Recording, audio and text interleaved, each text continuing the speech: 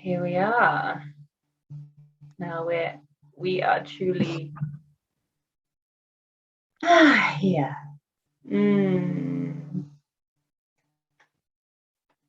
Here we are sitting together from across the way. We feel, well, we are on complete opposite sides of the world, aren't we? Yeah. Beautiful. Coming together. And yeah, I'm even feeling into introductions. I just want to go straight into the conversation. Just go straight in. Don't worry about introductions. Leave that. Let's go. It just feels so odd to me now. Do you know what I mean? Sometimes when, well, my body just goes, don't do that thing. Yeah. Just go into it. Just get on with it. Yeah. I can get on with it. I hear you. And you know what? I think I've said this to you before last time we chatted, like when I get really uncomfortable when people ask, so what do you do?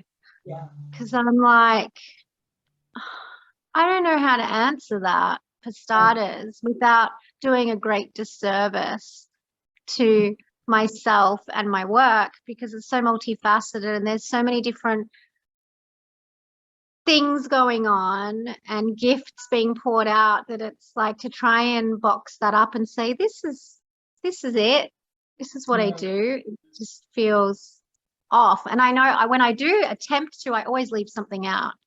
I've been trying to think of how to put it together in a beautiful little one sentence, one word, or a few words, but I still haven't really thought of anything.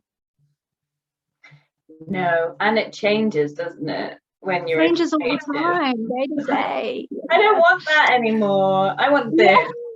I want this. Yeah. I know that the amount of times that people have noticed that I've changed my name or changed my thing that I do, and I'm like, well, actually, that's my constant. My constant thing is change. Me too.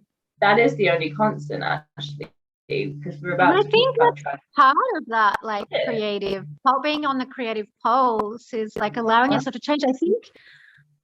I think that can be easier if you feel like you're achieving something every step of the way, or that there's a level of success, and that word, even success, can be so debilitating if we attach to it in the way like our society expects success to look like, right? And that can keep us stuck in something, because we're like, no, we need to succeed at this first before I go on to the next thing. But yeah, if we can stay with that creative pulse, then, you know, learning to just let things go, like drop the ball on things and move on, is like so important, right? Yeah. I know for myself, when I'd like a grip to things and I'm like, no, I got to get this done. I can't, you know, I've got to just finish this thing or do this thing. My creativity, my fire just dwindles. Like it's like putting out a fire. Yeah, it's like sucking it out. It's like sucking it out, isn't it? It's like slowly your grip means that well, actually, it's almost like it's just allergic to the grip. So the more that you grip, the more the fire goes the opposite way. So it's like, you're like, no, come back. And the fire's just like, no, I'm not going there. And you're like, oh, wait, come back. Yeah, totally. And it just, but then it's not alive in you anymore, is it? No. Something's alive and you live from passion, which passion is a very alive feeling. You know, you're like, you take that passion and you move with it and you let it just like flow in the way that it wants to flow. And then, you know, it's kind of like, oh, okay, well, that was beautiful, but I don't need to continue to try and make that last for longer than it was. Yeah. And I guess that's where you get into the murkiness, though, of like kind of what we were talking about before when we've just started the call, like, when am I truly just listening to my pulse that's now wanting me to move in the other direction? And where is it these layers of shame or guilt or you know, making ourselves small or whatever it might be, that are kind of putting us back in our shell and not letting us step into things. So it's like finding the tension with that. So much of this work is like undoing, unlearning, unbecoming all of these things, all of these layers, so we can really be in touch with that pulse, right? That raw pulse. Yeah, totally. That it's, and then when you're really in it, you really know it. And actually, I think that's why there's so much addiction around like creativity, because it's so good when you're in it, isn't it? And it's just such a great feeling, like in the heart and the core of that wild essence of the creativity. But then you just want it again. And that's where the kind of addict comes in, isn't it? It's like, I just want more of that and more of that. And then you put yourself into these places where actually it's not real, it's not wild anymore, it's not coming from a like this full connection. It's coming and from the that mind. gripping that you were talking about. Yeah. Coming from the control, it's coming from the, I need more of that, rather than, you know, the place in the rest of your body where, well, I think of that as heart and womb connection. It's like, it's okay, it will come again. And that's where the practice is, isn't it? Is in the surrender of knowing that it's going to come again, and it will come in a different way, and it will be, you know, another experience, not having to have the same thing over and over again. And it's such a journey. And don't you think that's the transformational space as well? Like that space in between those highs of creative pulse is that transformational space that is so uncomfortable for so many of us. Yeah. Because that's where you really need that surrender, right? Yeah. Yeah. Yeah. We know what we're doing when we're in the thing. Yeah. But it's like the in breath and the out breath, isn't it? It's like, how far can we take that out breath where we're fully emptied?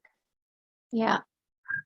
And can we sit in, how long can we sit in that? Can we sit in that for as long as we need to? Or are we going to start getting itchy feet, which is just what we've been programmed to do, is to keep going and get the itchy feet, because you need to get that thing.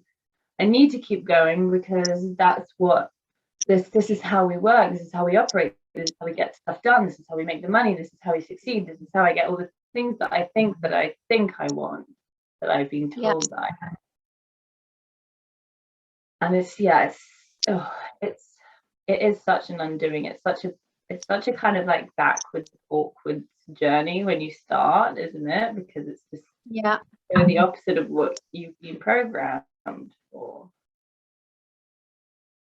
And I feel like each life stage brings another level of that falling apart. You know, like the initiation of fire really is this, like, the fire is so exciting, and the fire is something we all want to be around, and there's the warmth and love and nourishment and like soul connection. Like fire just brings all of these elements, right? Of self, and passion and excitement and all of that. But then it's like the fire also burns everything to ash. Yeah. So we need to be prepared for the other side of it as well, where things are transformed and things are left, you know, bridges are burned or things are burned, like pieces of ourselves are just gone, you know, they can just be gone if we let them, you know. It's again, it's like that gripping. If we grip, it just becomes it's so much more painful. I've found, you know, like I know coming into my 40s now, this whole new level of like, I know nothing.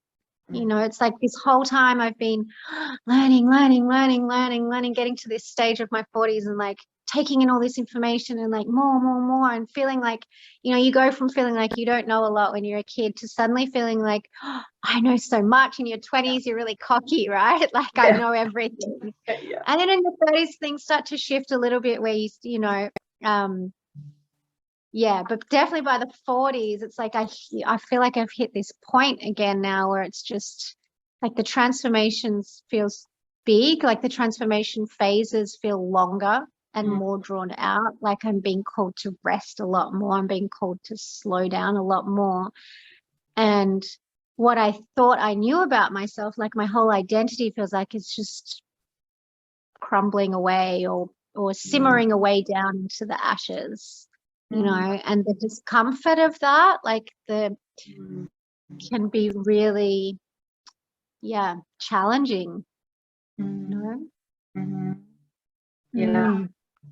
Yeah, and it happens all the time, doesn't it? I mean, we go in cycles of it, but it still doesn't really get easier, because as you said, it's always changing no matter what phase you're getting through. Like I think the more that I've journeyed within this feminine path, the more it's been easier to see it and go, oh, this is the thing that I now need to do this.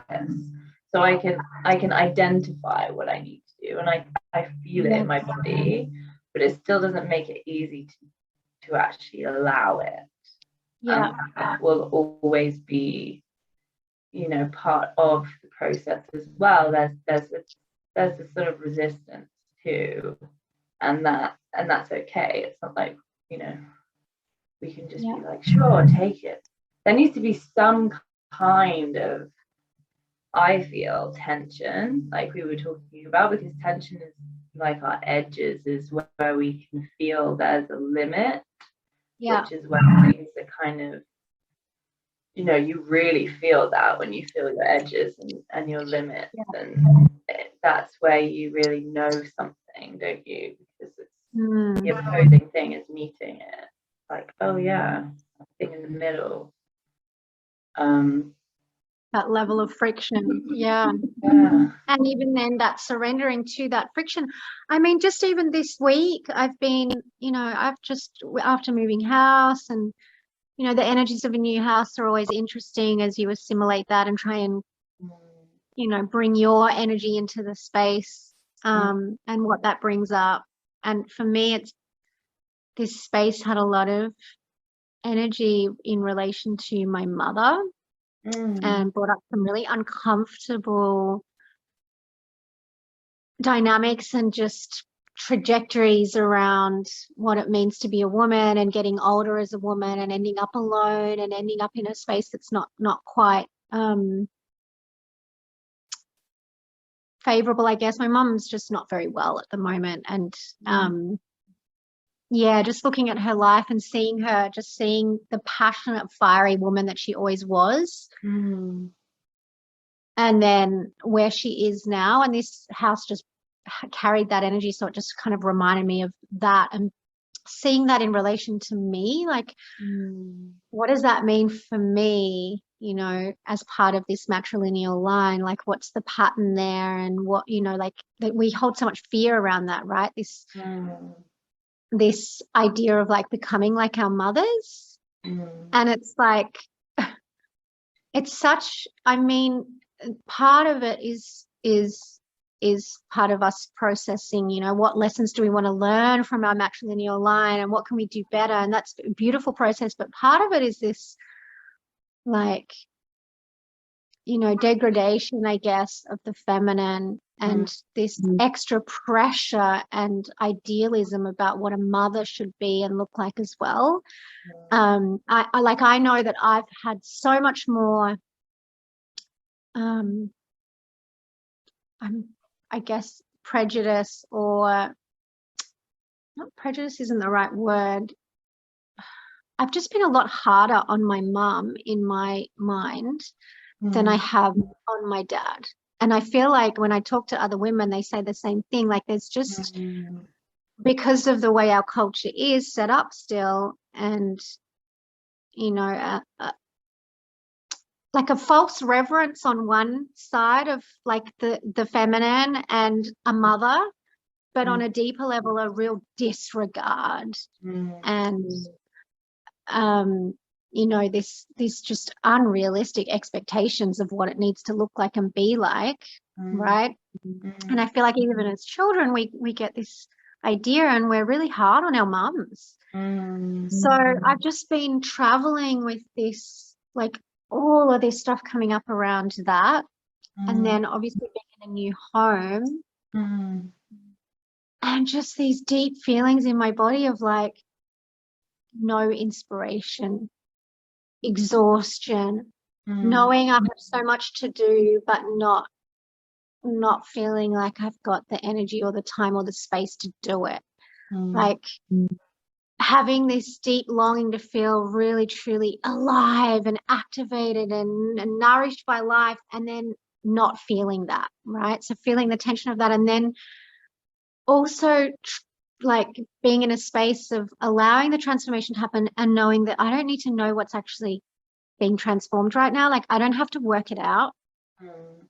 I can feel the part of me that's trying to, that wants to work it out and go, what's this about and where's this going and what's, you know, but just trying to give myself the space to be okay with not knowing that and not pushing that and not forcing that. And also noticing the part of me that's like wants to blame it on something, because that's almost like a way to fix it, right? Like, oh, it's this thing, or it's that thing, or it's this situation, or it's this relationship. And that can kind of pull us out of that transformational space too, when we're trying so hard to figure it out or to place the, you know. So I'm just kind of sitting in this, and sometimes transformations, like those transformational spaces or those lull spaces, are like short, and you soften into it and you rest into it, and then you're like, oh, and then you feel suddenly the fire ignite on the other end, and you're like, yes, woohoo, I'm through the little valley, going back up the mountain. But other times, like at the moment, it's so drawn out that it can be excruciating. Like it's really hard to stay in that space. And then let's be honest, like there's also the outer real life pressures of like, I have to make a living, right? I have to, especially if you're work for yourself, it's like, well, where's the money coming from if I'm just in a lull and I'm not wanting to do anything, right? And that can be okay for a period of time. But yeah, if you've got other pressures like kids and etc., like there's that kind of can interrupt your ability to just be in that surrendered state, right? Yeah, and it's such a strange thing, really, because it's annoying, isn't it? Yes. Really? But honest, that thing that comes in with all of the, well, you need to do this because you need to pay for your bills and your things and your other things. That's just fucking annoying. It's like, hold on a minute, I'm in like some kind of deep, really powerful process here that's really real. This is really real. And over here, all of these pressures, they're not really real. I know. And that's what's difficult to, and I'm feeling now more than ever, really, as we keep evolving with this kind of new paradigm, or the shift in deepening into that wisdom, because that is our feminine wisdom, isn't it?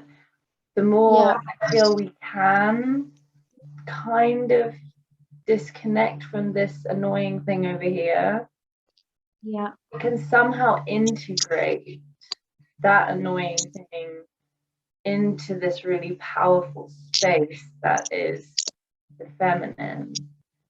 And sometimes I feel like, hearing you, that there's something that is next to come through this feminine wisdom, where we won't be annoyed with this thing coming in, Yeah. Or because the deeper that we can really let that be, the more that we're kind of really attracting that, and we're less attracting the annoying kind of thing. Because it is just an illusion, really. It's just everyone's buying into it. I know, right? It's annoying. Yeah, it's a tricky space. Like I feel like it's especially strong for like my husband. Yeah. You know, like he's really in it. He's in it and he can't see a way out. Whereas for me, I'm like, things are changing. Like we're being pushed through this intensity right now because we're being called to call out the shit, exactly what you said, call out this bullshit rat race that we've been like keeping going by our participation, and find new ways of being. And sometimes that sounds like a really lofty idea or a really privileged idea or really like whatever people, you know, want to say. And I get that, like when you're in this like 9 to 5, just working my ass off to put food on the table kind of thing, it's really hard to look beyond that and go that there's any, you know, see that there's any other option or any other way. But I do feel like you that there is something, and I can't quite put it into words or necessarily paint a picture of what it's going to look like. But I get these inklings at the moment that we're in globally such a transformational space. And like it's like birth.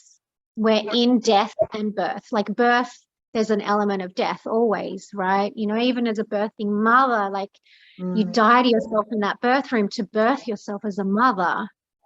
Yeah. You know, like you've got to surrender so deep into the pain of that birth experience that you find your pleasure again within that space, like, and the elation and the ecstasy that comes from really surrendering deep into the absolute pit of pain, right?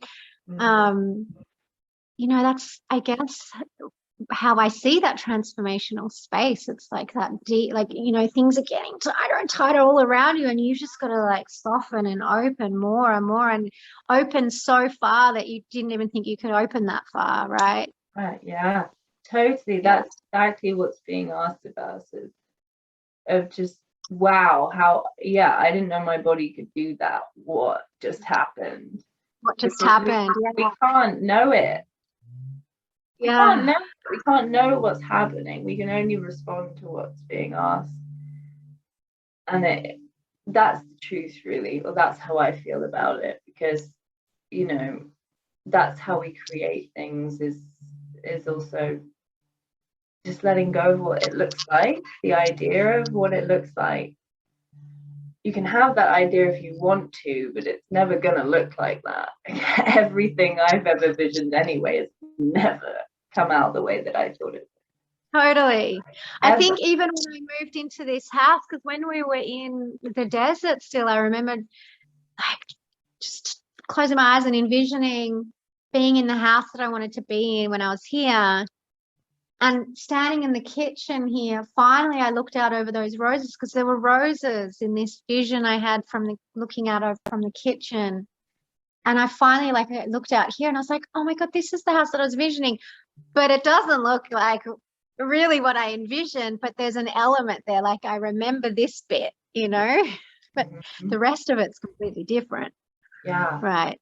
Yeah. So. And it's kind of, I mean, it's always what you need, isn't it? Always what you need. That's actually also another element of the truth, that, you know, when we're thinking in terms of visioning, vision boards and everything, like, well, you're gonna get what you need at the end of the day. And you know what? Like that kind of stuff irks me a little bit these days. The whole manifesting bandwagon. Like I get it, and I've probably used the word myself many times in the past, but I'm kind of gotten to a point where I'm like, oh, I don't know, it just feels like capitalism with a spiritual twist, you know, like it's just more of this same, like, what can I get? What can I take? Yeah. You can make this happen. Everyone can. And it's like, I mean, the economic system, the way it's set up at the moment, is not an infinite system. Like, you know, there's going to be lack in some areas. So someone's got to cop the lack. If everyone's getting this, you know, if there's a big band of people getting all the abundance, like it's, you know, we've got to shift that perspective completely around what even abundance is, right? And yeah, I mean, I've never found it easy to navigate the money world. And I think I've just got so many, you know, Capricorns are meant to be good with this whole money thing, right? We're meant to be like really good with it. But for me, I just have this ingrained like rebellion and like repulsion around its structure and the fact that it's not fair. It's just not fair. It's not built in a fair way. There's not that sense of you know, like I've through my mom and being in poverty when we were younger and having connections with a lot of people who are really doing it tough, like I just have an awareness that it's not as simple as just shifting your mindset for everyone or getting on with it, you know, like it's just not set up in a very just way, and it's very hard to make it just in the way it is. Like we need something completely different. Like this, all these centralized systems need to just fall apart, right? And new things birthed. And I don't necessarily know what the other side looks like. So for me, this whole, like, I've always had this push pull of like, okay, I know I can just change my mindset and do this and do that and like draw in what I need. And then at the other side of me is like deeply repulsed by that whole system. So like I have this push pull with it all the time. And I'm really aware of that. But then I'm also like coming back to what you were saying is like, I know that I always have what I need. Like when things get shit and when we're at the bottom of the bottom, which we've been a few times in it's even just my life with my partner, we've had these real highs and these real lows financially. But we always have what we need. Like we always, it's like that thing, like this bill comes up and suddenly we have that money coming in. And like, you could look at it like, oh my God, I only have what I need. Like I want to be building more, but how beautiful if you look at it on the other side of like, actually, this is beautiful. I always end up having exactly what I need, right? It comes in and it flows out, comes in and it flows out. Yeah. Yeah, it's such a deep one, and it's so on the collective, isn't it? And I feel all of the manifestation stuff, which I just am absolutely just fucking fed up with, like just so fed up with it. And like stop toxically poisoning people because it's so awful. That feeling when you think that you should be receiving something and then you don't, and that lack, that's torturous. I've seen it online for, you know, women who are like buying into that and then it doesn't work and they just think that, you know, like it's all their fault, everything is on them. And how messed up is that? Like I just think of some of my good friends who are really, you know, doing it really tough, and I'm like, don't tell me that this is their mindset. Like what kind of awful like shame and guilt are you putting on these people because they can't pluck, you know, these things from the universe for them, so they can't extract well. They're not extracting well. Essentially that's what it is, right? Like this extraction of so I hear you. It's so deep, and I really believe it's a soul thing as well. I mean, if we just go to the truth of it, that is what resonates with me, is we all came here to learn different things. The soul And for So we're some not people that talking includes like, totally. exactly. And it's karmic as well, and I really believe in that as well. Like what what you've reaped, you sow, and depending on what you were doing in a previous life, you're going to learn from that. And I really, for me, that I get a lot more clarity and probably comfort from seeing it that way, because then I can understand why there are these different levels that some people are having like a really fucking difficult time, and it goes that deep, the soul level and what we're meant to learn. And totally. And for some people that includes having a fuck ton of money in this life and doing things with that. So it's that too. I agree. That always helps me a lot too, just understanding that it doesn't all have to look the same, right? And I guess that's part of that. Yeah, and that's part of that surrendering to what is for each of us. And I guess it can be trickier. It can be easier to be in that surrendered state when we seem to be ticking some of the boxes of the society's norms. And that's, coming back to that again, it's like the more we see diversity, and I think we're starting to more diverse ways of being and living and, thriving in the world, I guess, the more we've got that reflection of like, this path is okay, this path that I'm on, and this way that I'm being in it is okay. And I think that's important just for the younger kids to be seeing as well, like I just think of my kids, and it was really cool the other day. I asked my 14-year-old, because he used to always say, right, like this messaging starts so young. Like he used to always say, yeah, I'm going to have a Lamborghini when I'm older, and I'm going to be really rich. And, he used to say all this stuff. And he's 14 now, and he's so simple. Like when we packed up to move house, he had one fucking box. That's it. And then his computer, he's really into his gaming and his online world. So and he has his computer and then like one box of clothes, and that's it. That's it. And I said to him, like, are you still wanting a lot of money when you're older? And he goes, nah.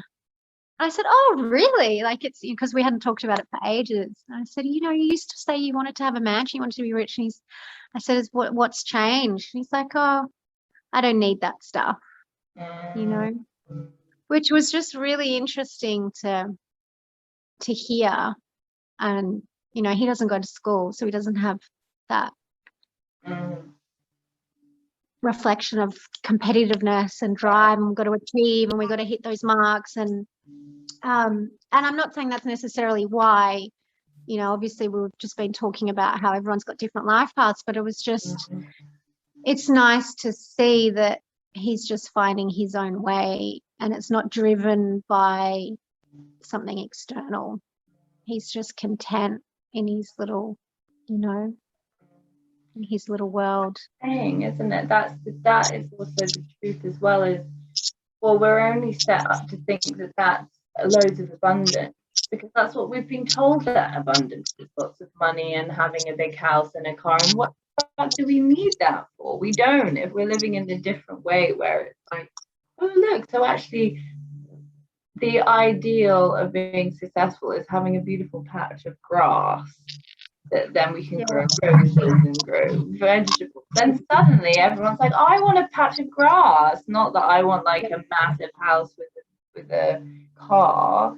It's like, it is all what we're taught is success and what isn't, and where we sit with that, and the deeper that we can go into ourselves and just feel better about ourselves without needing to identify with anything outside of ourselves, the more that it's just incredible to realize how much that there just is that's free when you're just living and you're seeing the sky and you're, you know, having a nice cup of tea and all of those things, they're just so pleasurable that you're not even thinking about the big house and the car, because you're seeing what's actually abundant.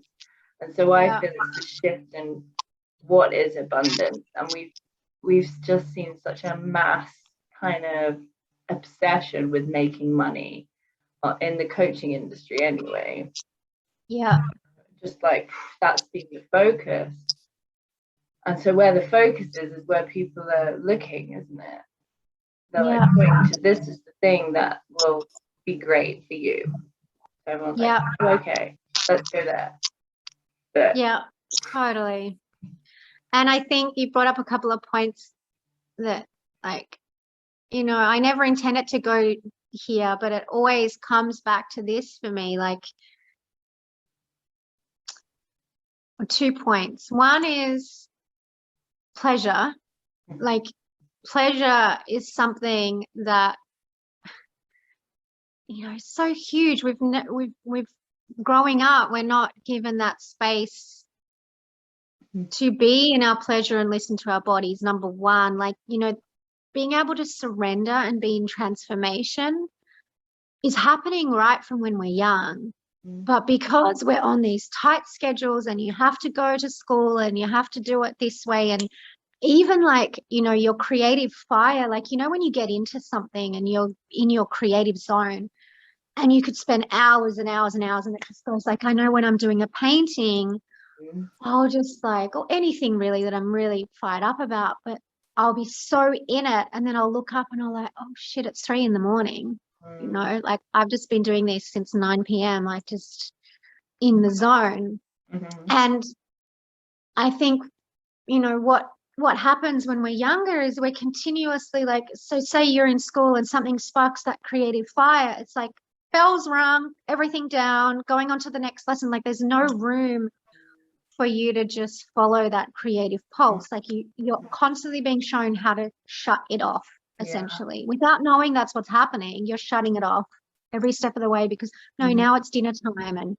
And then also there's the extra layers of like, no, you need to eat all your dinner. No, you're not. You need to eat all of that. I don't care if you don't like it. Like, this is good for you. That whole, we're constantly being told how we're meant to be and what we're meant to do and what, you know, like there's so many layers to it. So of course, like being in a surrendered state, like I've noticed as an unschooling parent, like even when my kids are going through these phases where they look like they're doing nothing and they just seem to be kind of chilling, watching YouTube or whatever, I have to remind myself, like, don't rush them through that. Don't push them through that. Like, that this is their transformational space. You know, this is their time to really rest and know that it's okay to be in that space, to be doing seemingly nothing.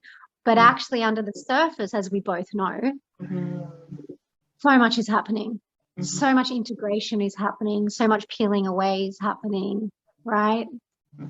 So I feel like for them, hopefully, you know, I mean, they still live in this society, in this world. They're not sheltered from it. But hopefully being in that space will be less excruciating and more kind of, they'll be more open to being able to be in those kinds of spaces of transformation. Yeah, absolutely. With helping the younger generations, I really feel we won't see the full change. We won't see the full change. Yeah. Our children and their children, because we've started doing this now, or in the, I mean, obviously people have been doing it for, you know, before it became kind of more mainstream, but now people are really talking about, you know, homeschooling or unschooling. Yes.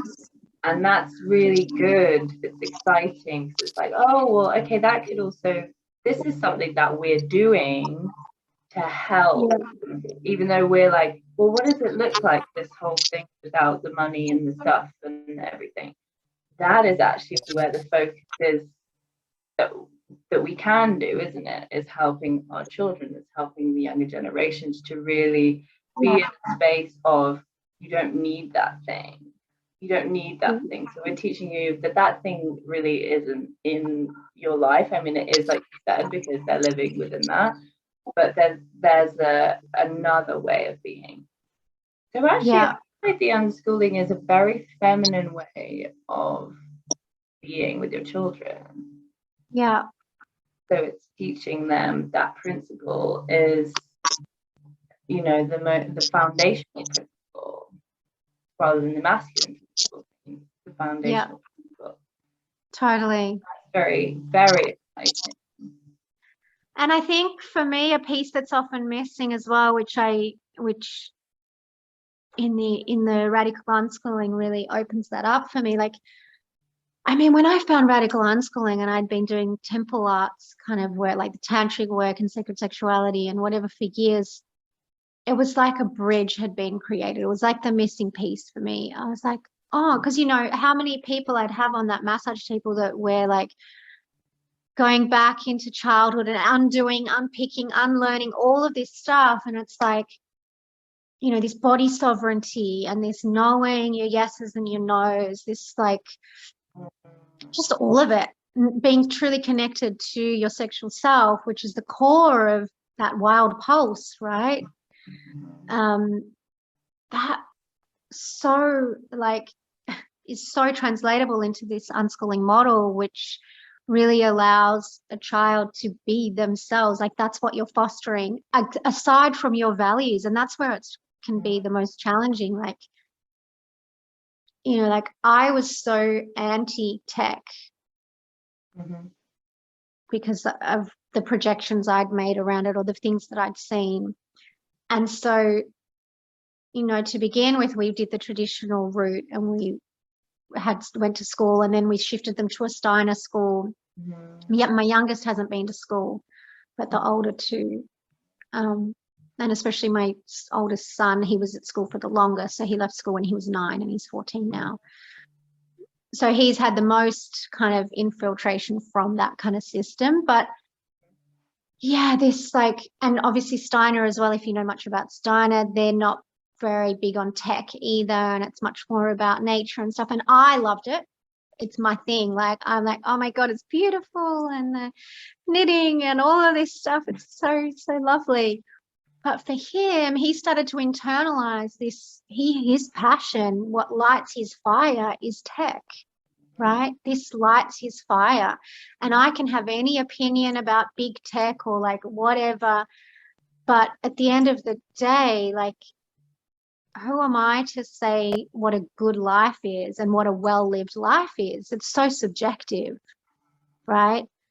And yeah, he started to internalize this sense of like, I'm bad because I like technology. That was that, and it actually came out of his mouth at 9 or 8. I think it was about 8. And that's really what shifted me. I was like, this is fucked. What am I relaying to him for him to feel like that his passion makes him a bad person? And so for me, like I've had to be really like this unschooling model of like really honoring and celebrating each child for their choices and their individuality and their autonomy, even when their values clash with yours. Like that's the most difficult thing, but that's such a like feminine principle, really, to be really well, I mean, that's what I feel to be more of a feminine principle of this, like really allowing everyone to have a level of equality and say, regardless of these kind of differences, right? So it's all very well to be like, yeah, unschooling's great if you've got children, or if you've kind of, I don't want to say forced, but like, you know, sheltered your children from a lot of things and you're keeping them in this bubble that you deem acceptable, right? It's another thing to like open them to the big wide world with all the things that you're not comfortable with and that you're not keen on, and say, okay, I support you, and still hold a space of, you know, it's not like just completely, I'm not going to give you my opinion. Like you still hold a space of respect for them, but for yourself too, right? And it's so much more than people think. right? That it's like deep relational work every single day, like just really processing all of that, right? And you know, because you've been around kids and it's powerful, because it just made me laugh. I thought when you said about your son and his fire being tech, and then for some reason in my head I heard you going like, but don't you like knitting? Yeah. And you know what? He was so good at knitting. See? I knew. He was really good at it. He knitted this amazing like doll the first time he started knitting, and they were all like, oh my God, he's so good at knitting. But he just wasn't inspired. Like, he just wasn't into it. So funny, because I've been in that Steiner sort of space, and similar with Lila, who she just had so much fire. She's a fire, she's a Leo. She had so much fire, and these sweet little spaces that they set up with the nice little wooden spoons, and it's all very so. And then she goes in and she's just like, fuck is this place? Like, I could just feel it in her energy. She didn't say it, but her energy was just like, what the fuck?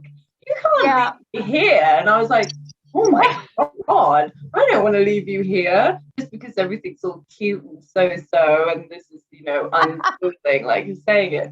And she, I mean, I was noticing her, she really, she was shutting down to fit into that space, but she was not that space. So again, it's like getting your ideas out and like, oh, well, maybe also, what does she need? Who is she as a person? And thinking it from a very set back view. Who is this person? And what do I see that, where does she thrive? And also, how can I facilitate that for her without having any preconceived, well, this is what you should do because this looks nice. Or this would be easier for me if you did that, really. Totally. And I think while we're in this transformational space of new systems, we can get trapped. Like, I see so many parents getting trapped in this idea of like this beautiful thing of like pushing back against the system. So we're pushing back against the system and trying to and envisioning these new ways and like, fuck the system and the system's evil and all of that stuff, right? But in doing that as well, we then translate that into our parenting, where we're expecting the children, we're almost like repeating the system, but the opposite in our parenting. So because, like, obviously the system has its own way of like, this is the way you do things, this is what we do. So just countering that with like, okay, well now, no, this is the way we do things. This is what you do in the opposite. Like, it might be better for you in your experience of like, this is freeing, this is not oppressive. But for a child, if they're not given the choice, it becomes oppression as well, right? And it's not freeing. Yeah, we have to be so careful. We have to be so intentional and aware about what we're doing and whether we are passing on our shit. It's just like every second is like, check yourself. Where is this coming from? Check yourself. It's powerful. It is powerful, and it is a path. It's like you're saying, it's not just like this easy thing that you do with your kids, because it's more wholesome. I think people mistake it for that, because this idea of like we don't follow a curriculum when we're I think people just think it's like kind of similar to transformation. Like on the outside it looks like, oh, that must be the easy route or something, but under the surface there's so much going on and there's so much at play that it's definitely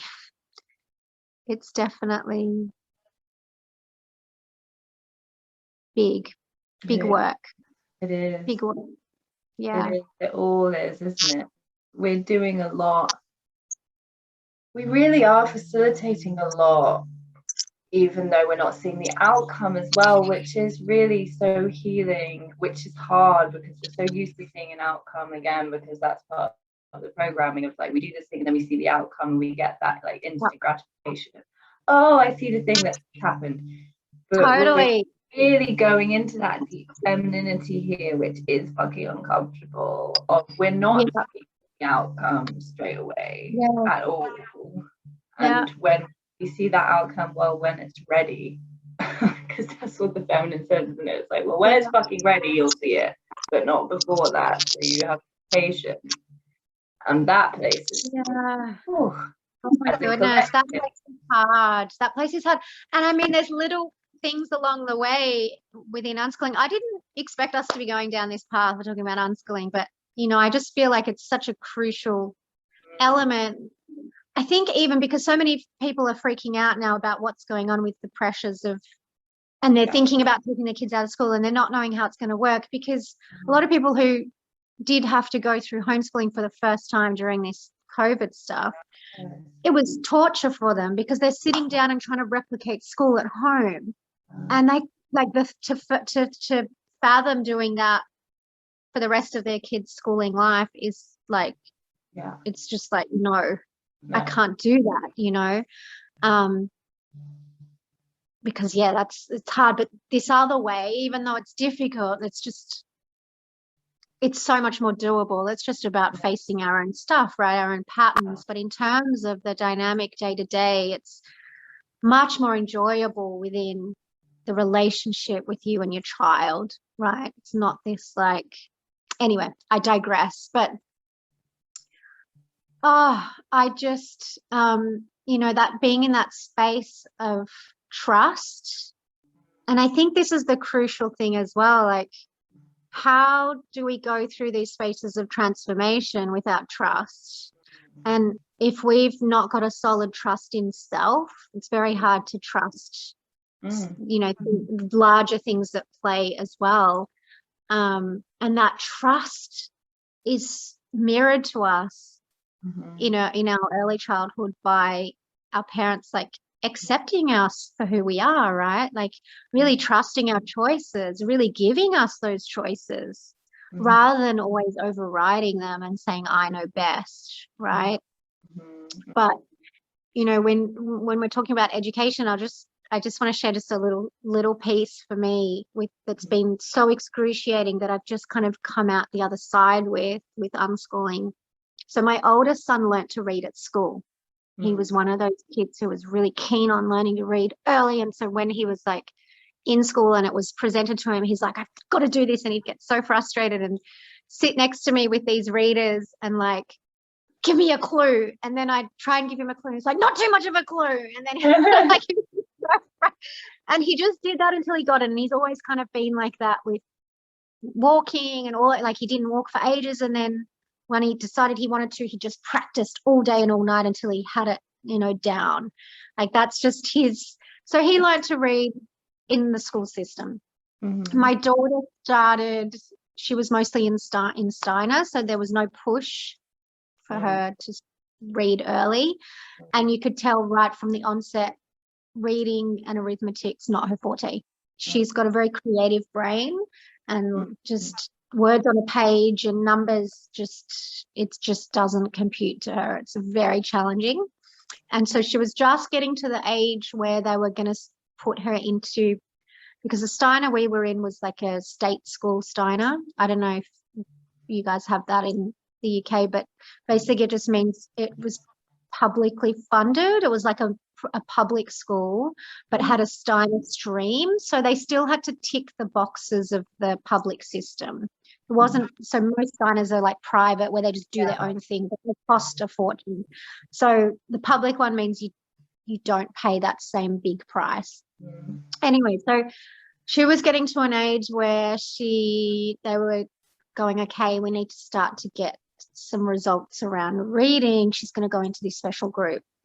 And just before that was going to start, we all pulled out of school by choice. The kids chose. And so my youngest hasn't been to school at all. Anyway, so we very quickly went into unschooling. We tried homeschooling. It was excruciating. We tried having like a loose kind of, we make our own curriculum together. Even that, like, I just got so much pushback from my kids. They're just so headstrong, and they're like, what is this? No, I don't want to do it. So anyway, we found radical unschooling really quickly. And, you know, then I'm learning, okay, in this system, you don't teach them how to read. And I'm like, how the fuck does that work? What, they just magically start reading? I was just like, I don't understand. And I know in the Steiner system they say that too, but they're continuously surrounded by like writing out words and doing stuff. I mean, it's a bit different. I was like, okay, how does this work? And so I'm reading all this stuff and all these new studies that say just by being surrounded by words and, you know, like reading to them and just, you know, having that connection, they'll crack the code in their own time. I'm like, okay, I'm going to trust, right? Because it didn't compute for my daughter. It was the average age they said, it's like, okay, we've gone past that age now. Like, now what? And then, you know, there's such a bigger range. They say from 4 to like 15 at the top of the range, but like waiting till they're 15 is pretty intense. Like if you're trusting this process, right? And so I'm sitting here going, okay, 9, 10, 11, what the fuck's going on? Like, how much do I trust? Like, this is hard. And she was, I think, 7. No, she was 8, I think, 7 or 8 when she left school. Now she's 12, and she just started, like, I don't know, 4 months ago, she started properly reading. Like, and she was reading little words, but not a lot. And then she finally she just cracked the code in her own time. And I was like, oh my God. Like, that was excruciating, waiting. And just the back talk of like, oh my God, you're fucking up her life. Oh my God, you've done the wrong thing. Oh my God. Like, you know, all of that stuff, I had to just kind of like keep sitting with it and processing and being with it and trusting and telling her that I trusted her and that I'm here and I support her, you know, and having moments where I'd step in and say, hey, do you want some help? Like, you want to learn more? Is it starting to annoy you that you can't? But she was always like, no, you know, so just having to like sit back and then in contrast to that, my 7-year-old has just started reading like fluently out of nowhere. He just suddenly cracked the code and he's reading. And so that just shows the difference in age and how it just happens. And being in that, I guess I'm sharing that story because we're talking about surrender and transformation. And like, for me, the transformation that happened on an internal level by really surrendering to that and that trust is huge, because now I'm on the other end of it and I can confidently say to other people, you know, like, yes, trust, like trust. Listen to yourself too, but keep surrendering and keep allowing that space of transformation to just work its magic. You know, when you learn how to read through your own cracking of the code, it's very different to learning to read from the method that someone else has given you, because what you're being gifted in that moment of learning through your own mode of like deciphering things is like you're actually learning your learning style, which can be so unique to the individual, how they take in information and then break it apart and understand it and make it work for them. So like, that's a gift that we can't give to them without just completely surrendering how it happens and just holding the space, right? That is huge. That's like the biggest gift you can give to someone, is be like, I totally know that you can do this. And that energy and that space that they receive from you holding that for them, is just like, there's nothing bigger than that really. For them, they're going to be like, well, I can fucking do anything. Look at what I just did. I just fucking, no one told me how to do it. I did it myself. and feeling you holding that space. It's like, wow, and I'm really supported to do it. That is going to be that's going to ripple through them for the rest of their lives. They're just going to be like, well, I can do this, I can do this, and I can do this. Well, why wouldn't I? Because no one's told me that I can't. Actually, the opposite. I've been let to have all of this freedom and space where I can figure it out, and I did. And that's just so, that's the medicine. That is the medicine. Yeah. And I guess we have to do this for ourselves, right? We haven't, and that, I guess that's where that story can kind of land, is that that's essentially what we have to do for ourselves, like that reparenting of ourselves, right? And that allowing and that trust. Yeah. And knowing that there is the greater, bigger forces that are holding a space for us as well. Yeah.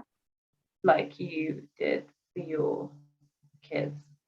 Like we have that mother energy or that father energy or both energies that are just holding us, wanting us to know who we are, wanting us to crack our own codes and to really be who we came here to be. That feels really good, doesn't it? If we zoom that back out, I'm like, thanks. Yes. I want us to succeed. Yeah. That's really nourishing.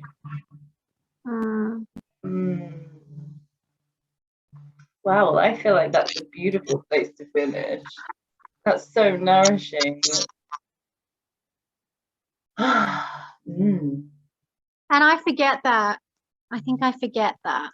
Like sometimes it's just a concept, and I think this is where story is such medicine and so supportive, because when we tell story like this, it's like you can put that into the context like you just did, of that energy that you're holding. And I know that energy because I know what it feels like when I'm doing it for my kids, so I know what that feels like, right?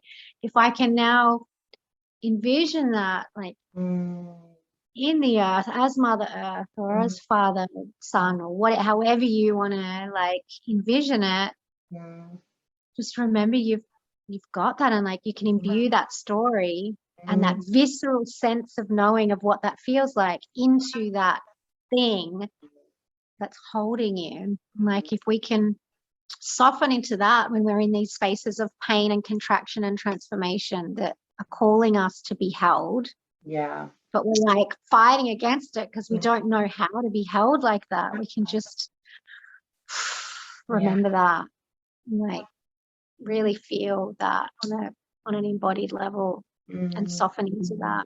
It's powerful. It's really, really, really, really powerful.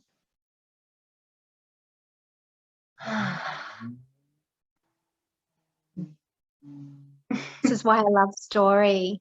I love story. It just, it's so much fun. It's always different. You always receive something different from the same story. That's why it can be told over and over again, because we're always at a different place, aren't we, where we receive the thing that we need at that time from the story. Yes. Yeah. And we always need reminding, because there are always a million and one things that are going on for us then that we forget about that, or